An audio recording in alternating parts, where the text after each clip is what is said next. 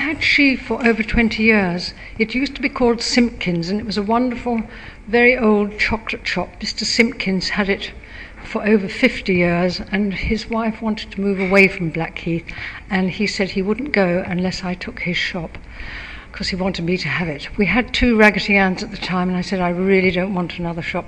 Then I said to my daughter, what can't you get in Blackheath?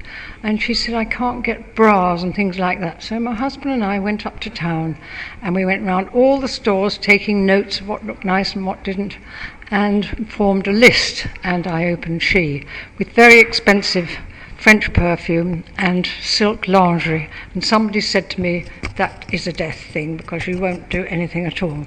I put a notice in the window because they were very hard times then, we were in a depression, saying this is to cheer you up, buy your wife or mistress or whatever a nice present, and it would be a good thing to do. Well, it started off from the beginning, and it just went like a bomb, and I absolutely adored it. It wasn't like going to work, and I would never have closed it if my husband hadn't died, and I still would have carried on even though I was quite old. But when the police rang me at 4 a.m. and said you've been broken into, and I had to go over, get dressed, wait to be boarded up, get home at 6 a.m, my daughter said, enough's enough, mother. So I had to close it, but I was very sad. This is a cartoon of the staff at She, and it was done by Christine Buckler, who used to do my window displays at Raggity Ann's, and she also did some at She.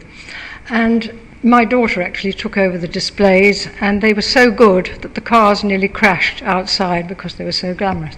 I've got Libby on the left. She was a school teacher and a very posh lady. I was a bit frightened of her.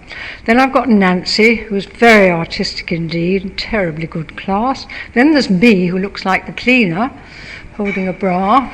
And then there's my daughter Anna, with her daughter in her arms, because she always had a hammer in her hand, her daughter in the other hand, and she'd be doing the window. Then there's beautiful Frances, who was my manageress. She had the most beautiful eyes I've ever seen. I'm still in touch with her all the time. And then there was Hilary. She was actually Hilary Eisenberg then, but they are divorced now.